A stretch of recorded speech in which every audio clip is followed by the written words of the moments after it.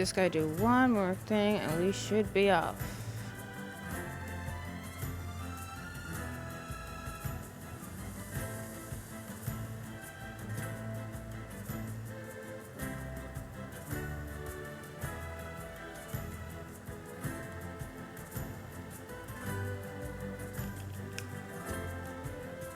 Okay. Everything's sound look good.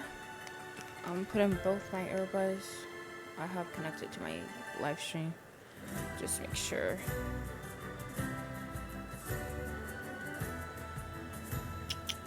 Yep, sounds good. Alright, and here we go. So hello everyone, welcome back to another playthrough of Nier Replicant. Last time is that we went through Lost Shrine again, went through the Traveler's Castle again, and we got ending C, which is the ending that required me to get all the weapons in the game. Did that, got that ending. We had an additional boss fight where we had to fight Tyron, the shade that's within Kaine.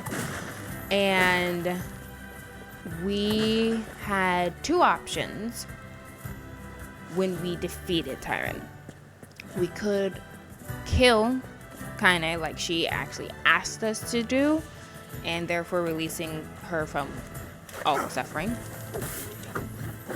Or we could have sacrificed ourselves for her. At that moment, I decided to put her out of her misery and killed her. And it ended with a sweet moment where it's like, it looked like homie was about to kiss her, so I guess he loved her. Of course, I guess he loves all his friends.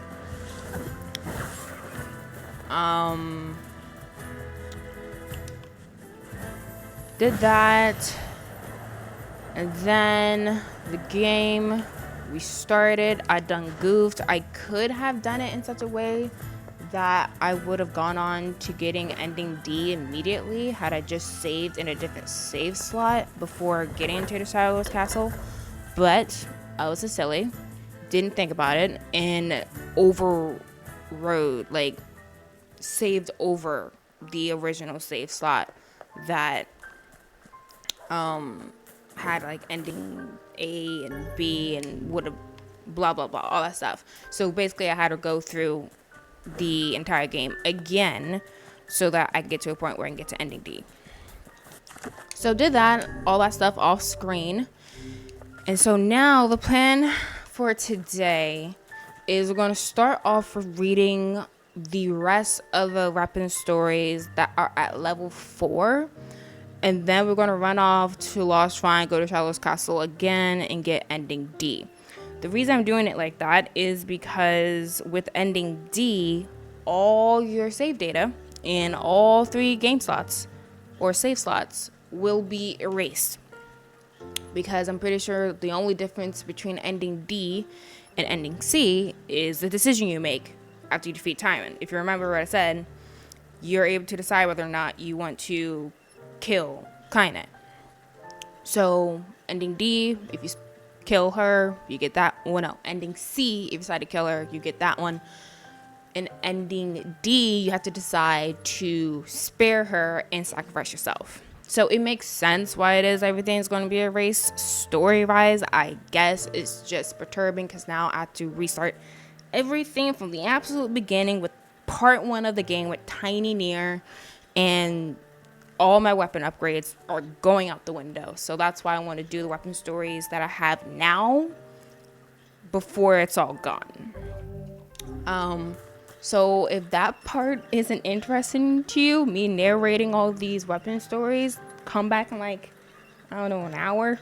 And then we'll probably be at the last shrine part. It's probably not going to take an hour. Hopefully it takes no longer than like 30-40 minutes. But let's get into that. I have to remember where I stopped. Did I read Nameless Blade? Yes, read that one. That one's not upgraded all the way. I don't think we read this one yet. I don't recognize it. I think this one wasn't upgraded all the way yet, so I didn't read it. Okay, so here we go. The Nirvana Dagger. The girl had been betrothed to a local lord on the day of her birth. As she grew, her days were taken up studying proper bridal technique, while her evenings were spent staring out her bedroom window and offering prayers for her betrothed to the night sky. Oh my lord, if only you would come to me but a single day sooner. Her home was occupied by several other girls her age. Each one shared the same betrothed and spent her days studying bridal techniques and her evenings praying to the night sky. Oh my lord, if only you would come to me but a single day sooner. One day, a quarrel broke out as the girls argued that only the greatest among them could become their lord's betrothed. None would yield an inch, each asserting only they alone could possibly satisfy him. Seeing this, their caretaker said in a kind voice, "Worry not, girls. Each and every one of you shall surely become bride to our Lord." Hearing this, every face lit up in an expression of pure joy. On the day they were to be married, the girls were brought to a place of cobblestone they could see from the windows of their home. A single dagger was then placed before them, and the girls were told they needed to end their life there and now if they wished to meet their betrothed. Upon hearing this news, the girls scrambled to seize the dagger from one another, plunging it into their chests the moment they held it. Years later, a temple named the betrothed was built on the spot where the girls took their own lives. These weapon stories are so strange. Pretty sure, yes, we read that one. This is a newer one. Rebirth. We read through this one. Did I not have it all? Oh, yeah, why are we doing this? Yeah, wife and daughter. Yep, read that one. Elderly Scholar, I remember that one. I think we read Blade of Treachery. Yep, that's about Devila and Popola. Beast Bane, we haven't read this one. Long, long ago in a faraway kingdom, there lived 3 brothers. The middle brother was a famous general who commanded a vast army. People everywhere were terrified of his troops, for they were most violent indeed. This general loved to make war. He enjoyed nothing more than watching cities burn and corpses pile up, and he fought not to subjugate, but simply to destroy all that he could. His well-trained soldiers laid waste to towns, cities, and even nations for the sake of their general.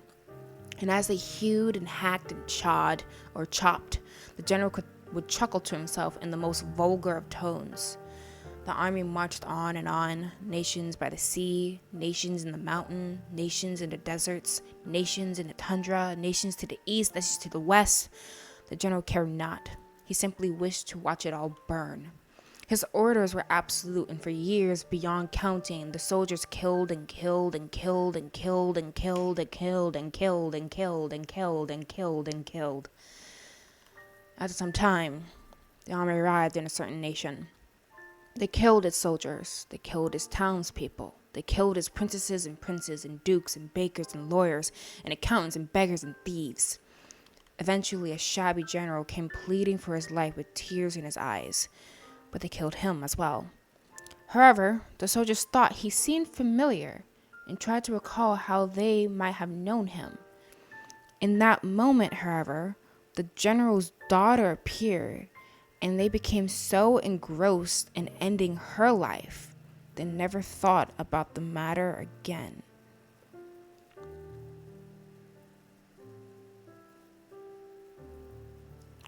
He seemed trying to...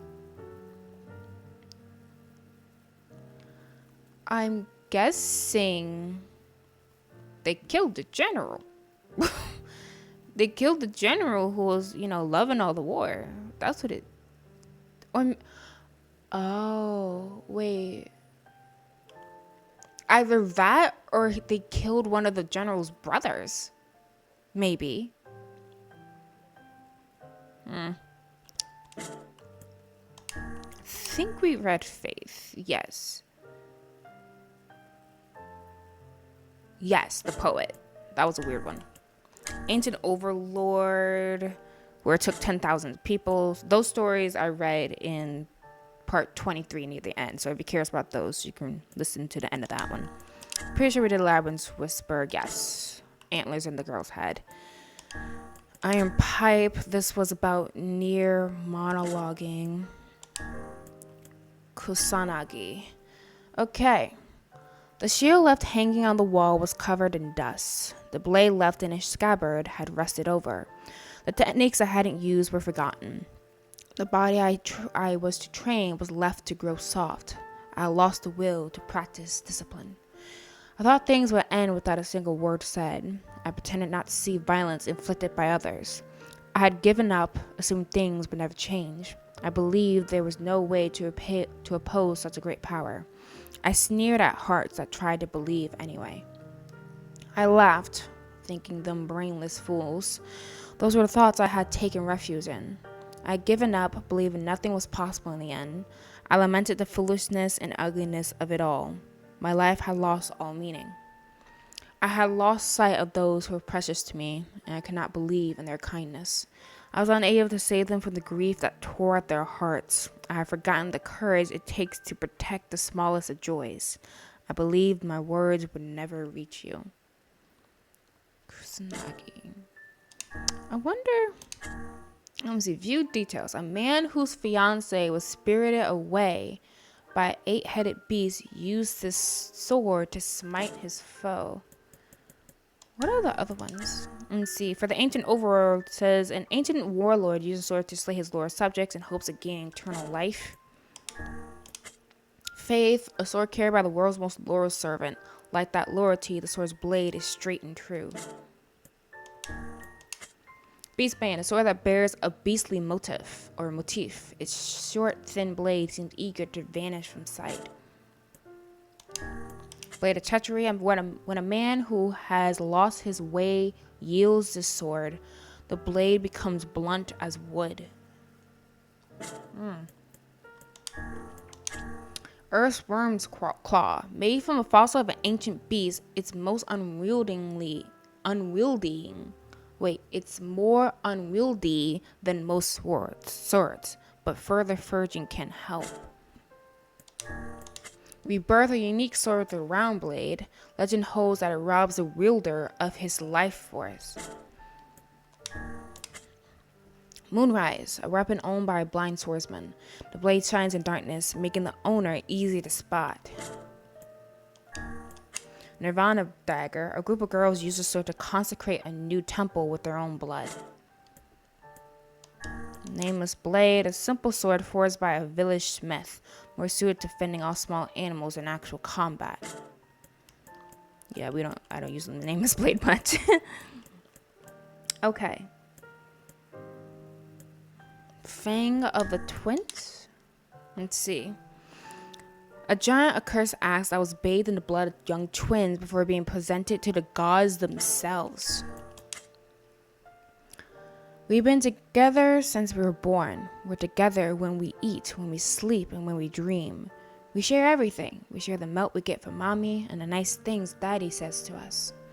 But we're not together when we die. Daddy took me and cut off my head, and mommy took my sister and cut off her head. But it's okay. Our blood got all mushed up into a big axe, so now we can be together forever. That's special. Vile axe, a mage with a putrid soul imbued the essence of a foul lizard within or into this axe. The girl stares at the sight before her. Her father lies nearby, carved to pieces by countless blades. Her mother also lies dying, as well as her newborn baby brother. All have suffered terribly in their final moments, and the girl can do nothing but cry as she stares at the 3 soldiers who have murdered her only family. Years later, the girl reappears, her visage made stronger by her vow for revenge. The first soldier has grown so fat that the buttons on his uniform can barely contain his girth. The girl approaches him and claims to know an easy way to lose weight. On the pretext of an examination, she has him lie down on a bed before suddenly hacking off his arms and legs with an axe. The remaining lump of soldier screams and attempts to wriggle away, but the girl pins him down and tells him he still has parts he can lose. Sometime later, the girl sits in front of the now rounded torso and smiles. "There we are," she whispers. "Look how nice and slim you are." The second soldier is a peerless Lothario. Each night, a new woman is invited to his manor to spend the night. The girl breaks to his home and kills the women at his side, then uses her axe to hack off his manhood as he trembles and begs for mercy. The third soldier has long since left the service and is now living a quiet life with his family in a remote village. After they have fallen asleep, the girl takes her axe and cleaves the support beams of the house, causing it to collapse. She then sets fire to the wreckage, creating a great bonfire that can be seen for miles in all directions. I think there's a slight typo. Suddenly, the soldier's son crawls from the wreckage, covered from head to toe in terrible burns. As his eyes fall on the girl who has murdered his family, she hands him her axe and flees into the dark of the night, never to be seen again.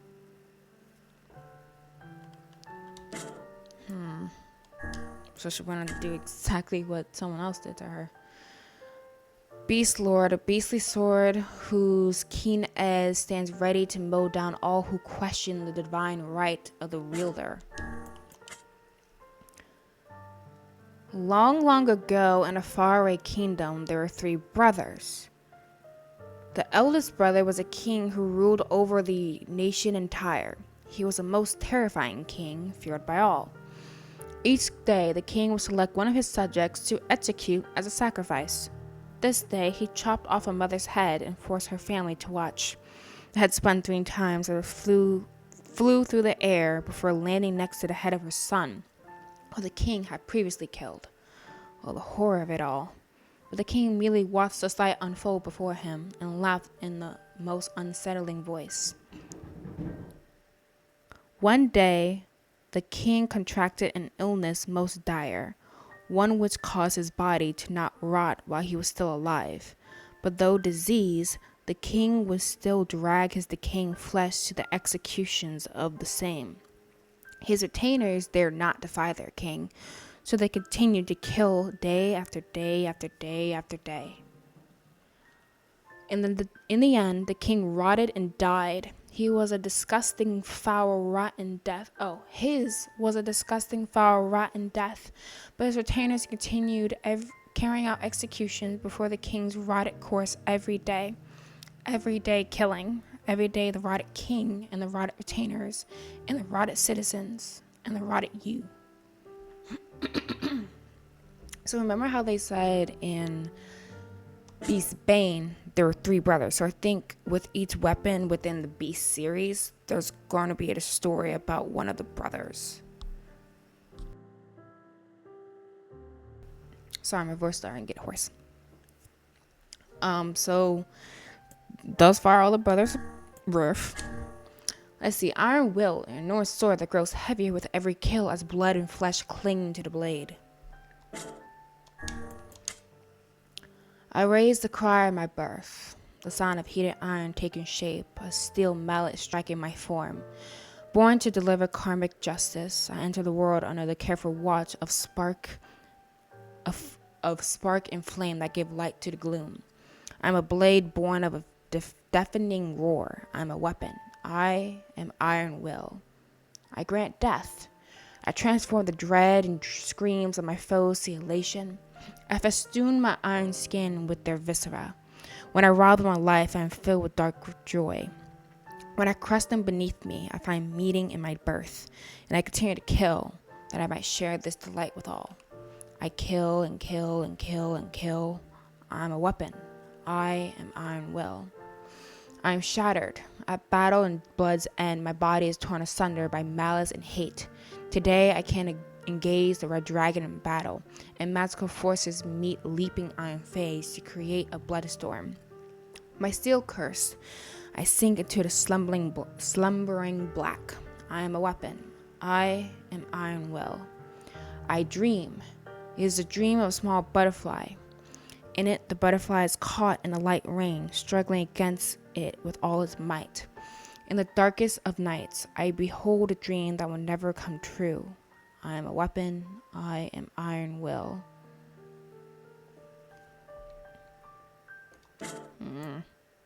Phoenix sword, labyrinth song.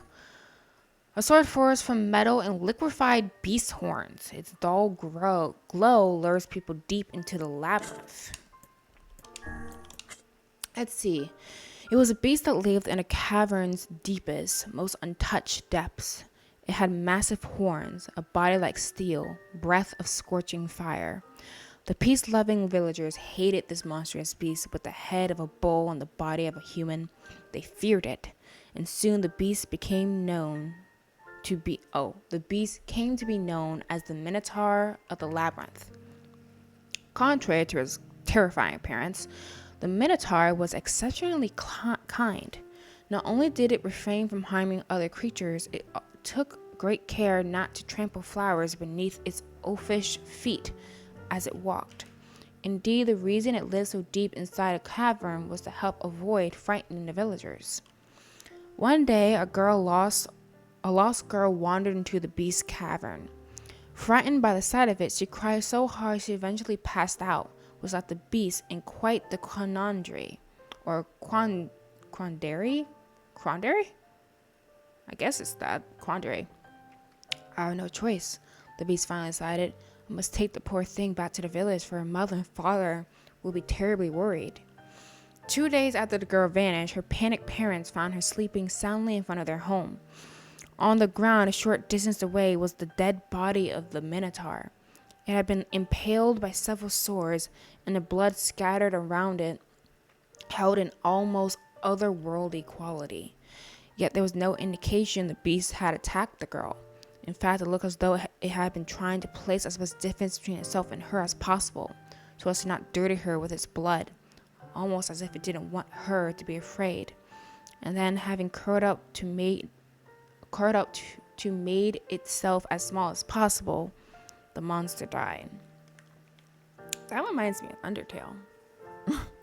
With how the what was it? A human fell down, someone tried to bring the human back. The humans were like, you killed this person, because I think the human was I think they were dead or they were hurt and close to dead. And the humans freaked out and killed the monster that was just trying to help. Transience. A knight was so moved by the suffering of a beggar that he removed all ornamentations from this spear. They were frighteningly diligent people. They would clear forests and hunt animals even when they had no need. They developed techniques to preserve food. They were unable to eat and earn more money than could ever be spent. Yet there was not a single one among them who did not accept these practices, for none knew of any other customs. They were frighteningly studious people. Their grasp of calculation and science exceeded any pretense of practicality, and they would repeatedly engage in spirited debates regarding predictions of the future. They invented an increasingly difficult language and created an infinite series of complex machines, which they could immediately discard. But there was not a single one among them who looked back, for none knew of any reason for concern. They were frighteningly obedient people. Without ever being told, they would greet the morning sun at the same time, in the same clothes, while toiling away in the same cramped rooms.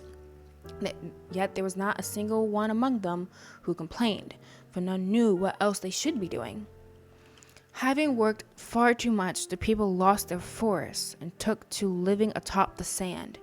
Having grown far too intelligent, the people conversed in a language that no other peoples could comprehend. Having grown far too well behaved, the people were unable to defy the laws that would be established one after the other, and came to live their lives enclosed by tens of thousands of rules. So this is obviously about the masked people within Facade. So we have Sunrise. The spear's point is so finely honed that all who are grazed by it experience an instant, painless death. In the distant past of a land known as the Golden Isle, there exists a sword crafted from every kind of metal and precious gem in the land. So sharp was this edge that even the slightest cut would leave an unsealable wound that eventually drained the victim of both their blood and life. In a strange turn of fate, the sword eventually ended up in the hands of a destitute woman who sold her body to get by.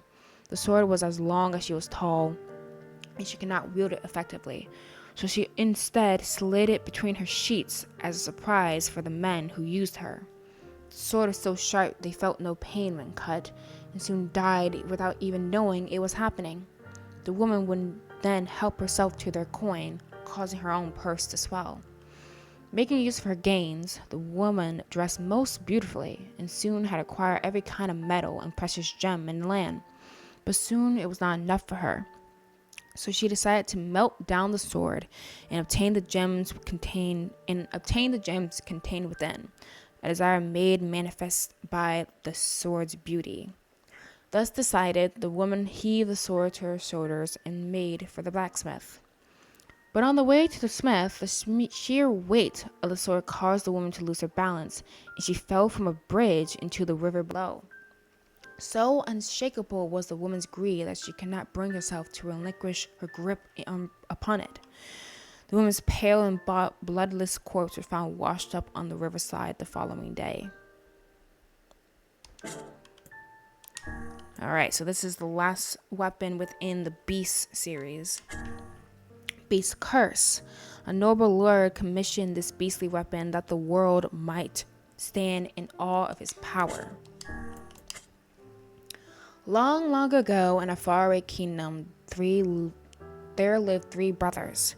The youngest was a terrifically lazy lad who spent most of his days fast asleep.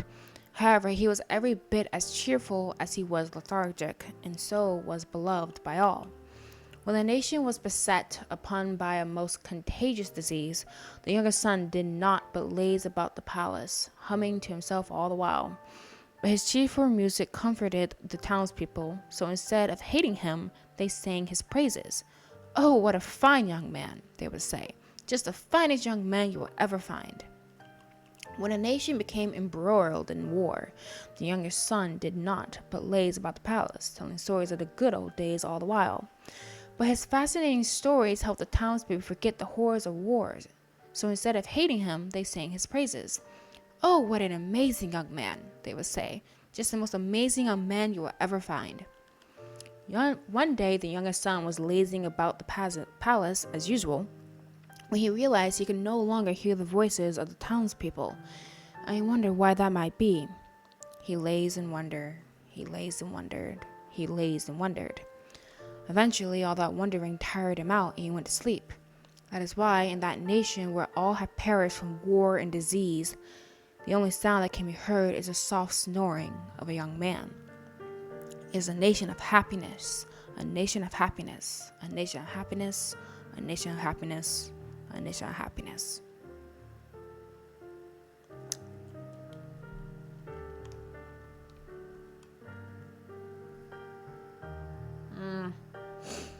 These stories always confuse me. I said it in the last playthrough. I still really don't know what to make of them. Okay, Captain's Holy Spear. A spear brandished by a warrior monk chief who sacrificed his own life to protect his comrades. A captain tramples life under his feet. The screams of others transform into songs of joy. Flowing tears change from despair into darkness. Conflict beckons revenge and gives way to new solitude.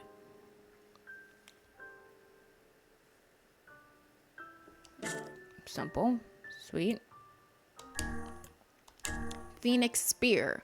Forged by monks from feathers of a legendary firebird, the spear was designed as a tool of self-defense. There was once a warrior in a frontier nation who feared not death. He was so brawny and powerful, arrows are said to bounce harmlessly off his flesh. For this reason, the warrior always threw himself into the thick of any battle. One day, a beautiful bird appeared before the warrior in a dream. The bird commended the warrior for his valor in battle and offered to grant him one of two wishes.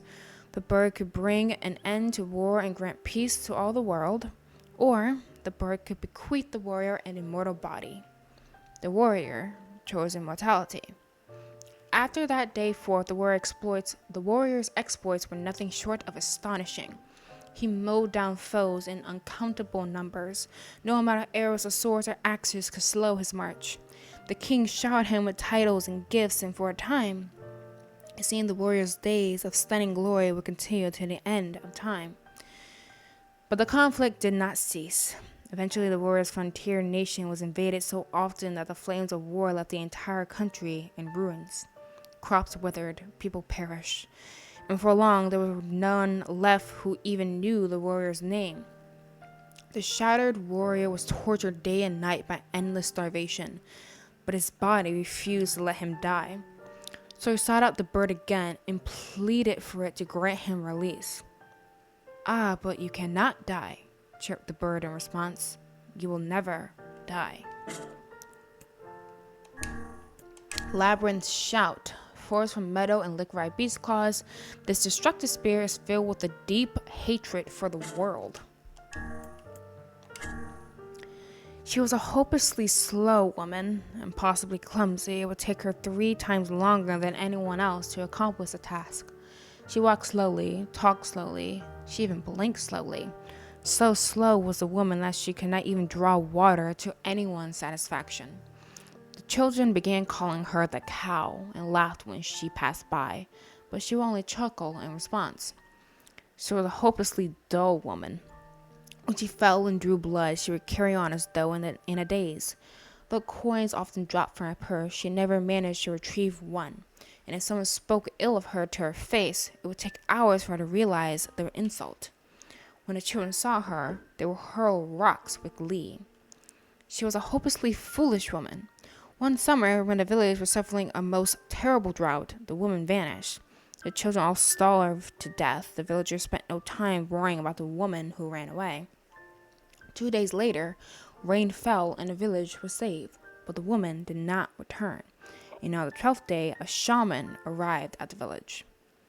The shaman held a spear with a pair of horns that was oiled and sticky to the touch. Gross.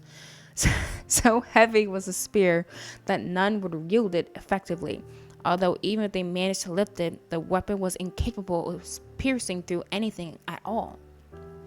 The shaman forced it on the people and left it with them, but none dared approach it, and to this day it quietly slumbers in a forgotten corner of the village. I'm just confused. What does a woman have to do with that?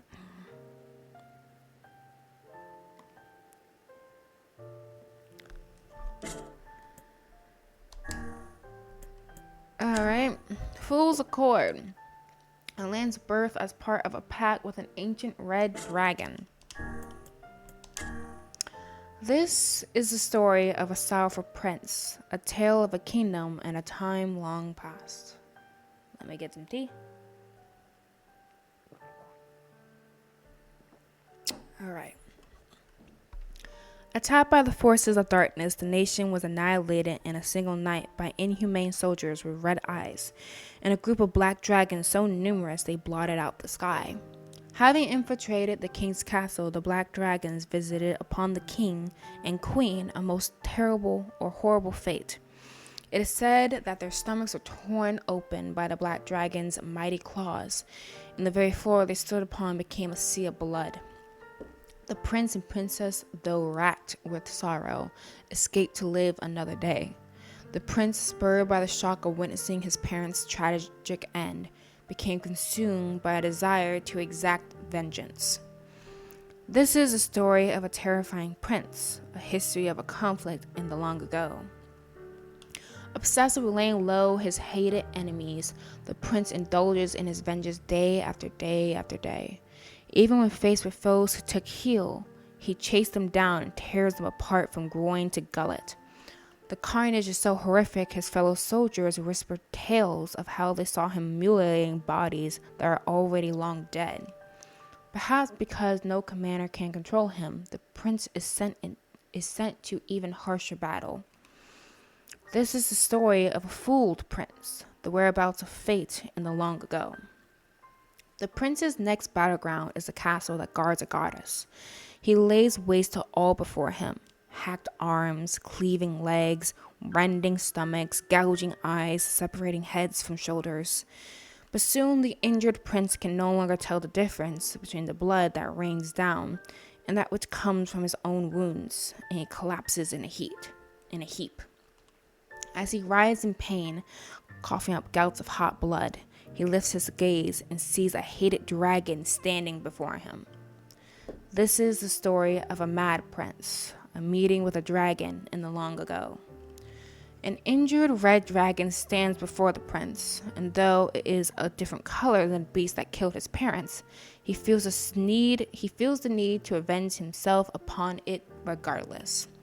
As he raises his sword, the dragon says, "In exchange for both our souls, human, I will save your life and grant you power." After some thought, the prince makes the pact. It matters not to him what he might lose in the deal, or that it involves a dragon. All he cares about is that he can continue swinging his blade. So, he swings and swings and swings, and with each blow, his heart fills with desire as black as the deepest night. And that is the last level 4 one. Okay. Man, that hurt. So those are all the weapon stories that I have fully upgraded. I think I have, I want to say about 10 more or so.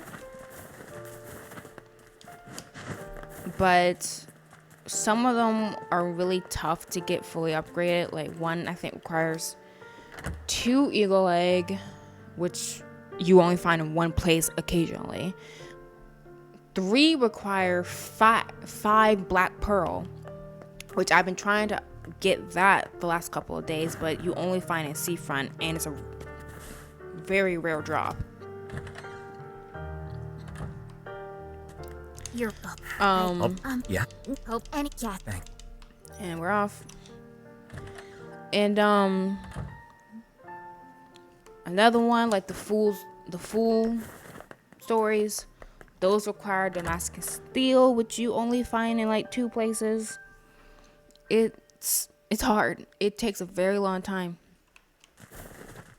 So because I don't want to have to spend more time with this game than I have to, I'll probably just end up getting all the endings, ending D, ending E, and then when I can find the time, I'll see about coming back to this game and getting the rest of those weapon upgrades. It's going to take forever. But yeah, maybe I need to read up on these weapon stories because I don't... Oh, there's something in my house. Let's go collect some of that stuff. I truly don't know what to make of them. Like, some of them it's obvious. Like, Iron Pipe, that one's obvious. It's about Nier before they went through the gestaltation process, and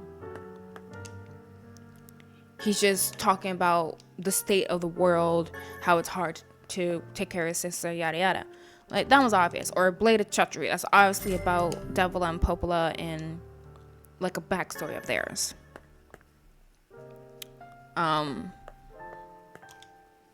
But then other one was just like,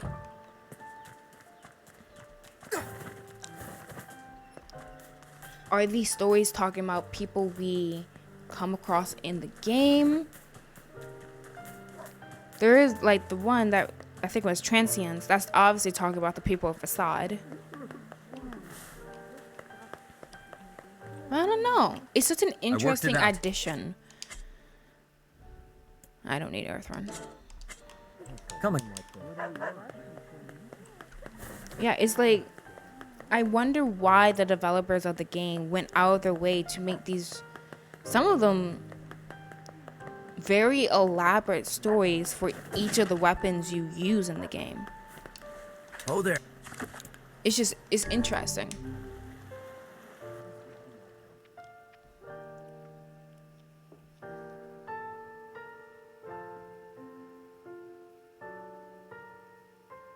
Welp, now they can finally enter the Shadow Lord's cap. Yes, but if he kills the Shadow Lord, the entire plan will collapse. I think we'll this need to was... restrain him before that can happen.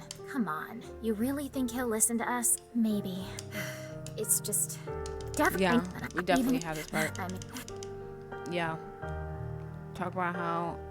Are we sure? Like, just... I've been thinking about all the time we've been spending with him recently. Just like, it doesn't matter. He doesn't have a soul. Jeez. It's a... Back into the castle. Yet again. Fourth time's a charm.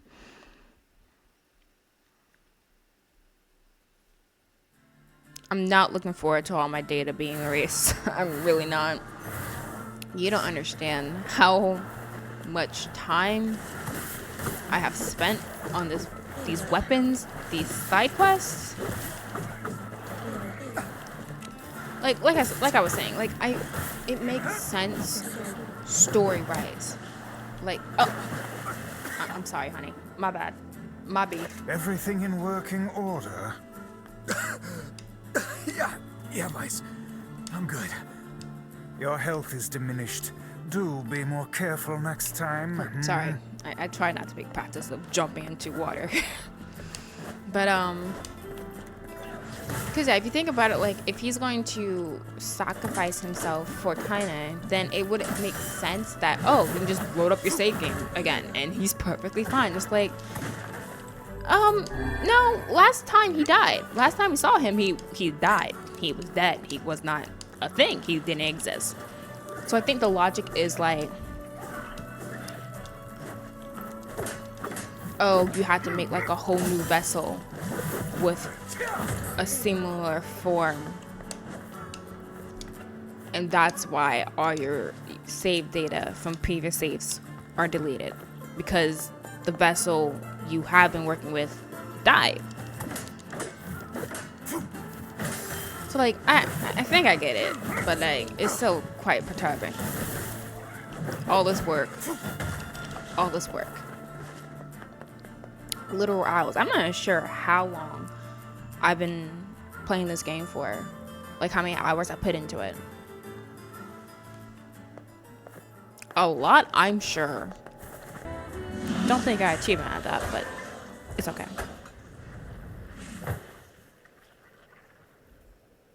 Very nice. Now, if you want to save your precious Kaine, there are two ways to do it. One is to plunge your sword into her chest. That's what she wants after all.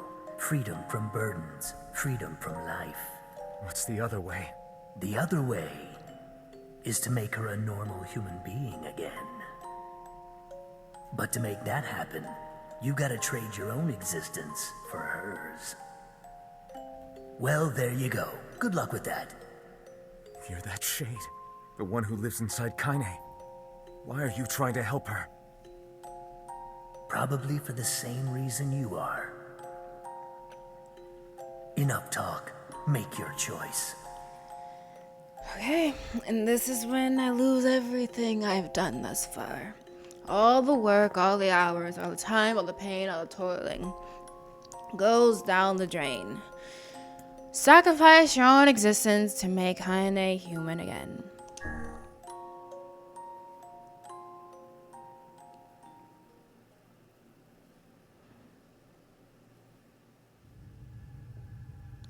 You'll disappear from this world. Your sister, your friends, everyone in your life will forget you. You and any sign that you ever existed will be erased. But in exchange, Kaine will return to her mortal life.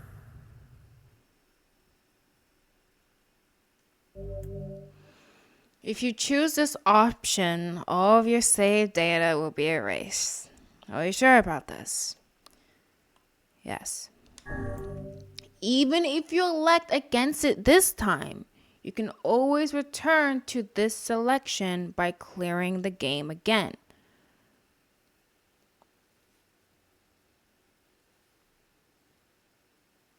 Are you still sure about this? Yep. All save data will be erased, so you can only choose this option once.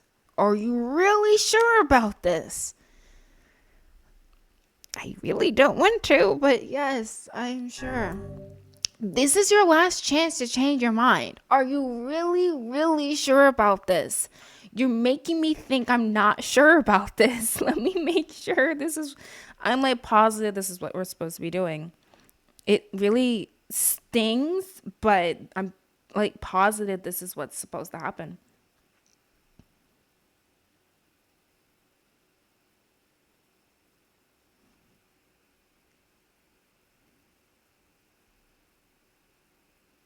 Yeah, like that's what it sounds like. It says it will delete your save file. It goes away. Yes. Enter the name of the player to be erased. Yona. I'm joking. That'd be awful. Wow. Nier.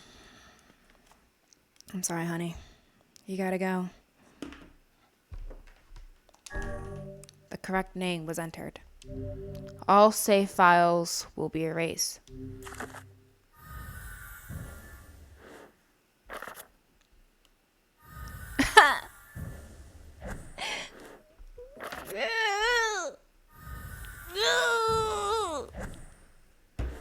All my hard work.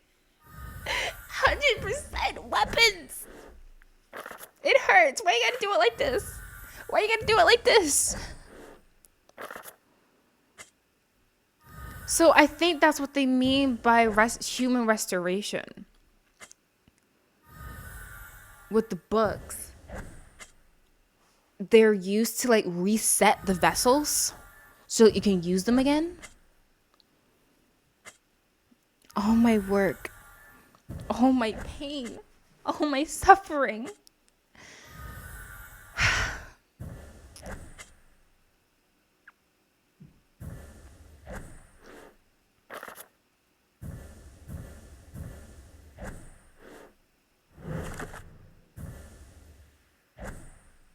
Ugh.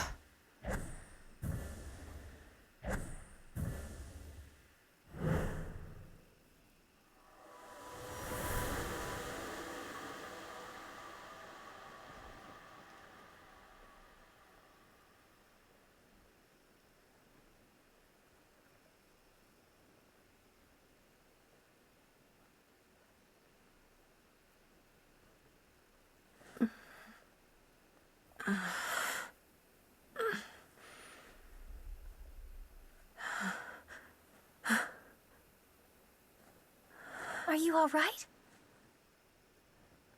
Yona? It was you. The one who helped me, I mean. Wasn't it?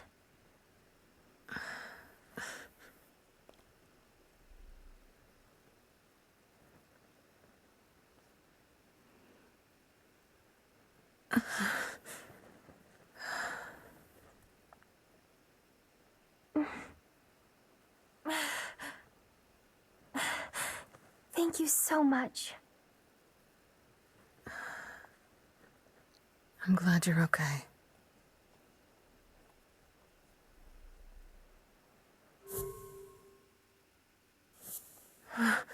What's wrong? Huh? I mean, you defeated the Shadow Lord and everything, but you don't look happy. I don't?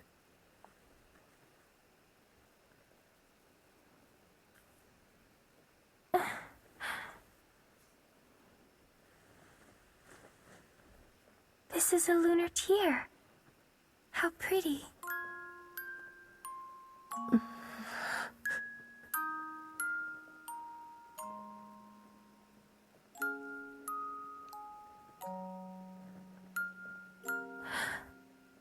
Are you crying? Yeah. I guess I am.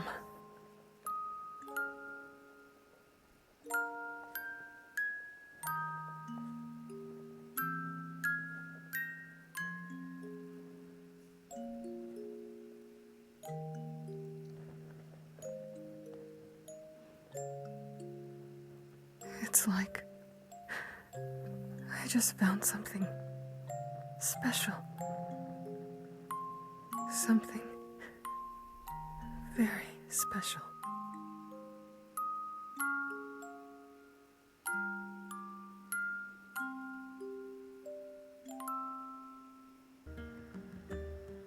Well, still a lot of questions in the game. Hopefully the ending answers some of that. I kind of doubt it will. But I guess we'll see what happens. So we're gonna go on with ending E. Again, it's supposed to be a completely different story. I'm gonna play up to the eerie off screen, and then from there we're just gonna see what happens together. Never seen this before, so I'm very curious where this is gonna go. So that is it for today. Thanks for watching, and I'll catch y'all next playthrough. Bye bye.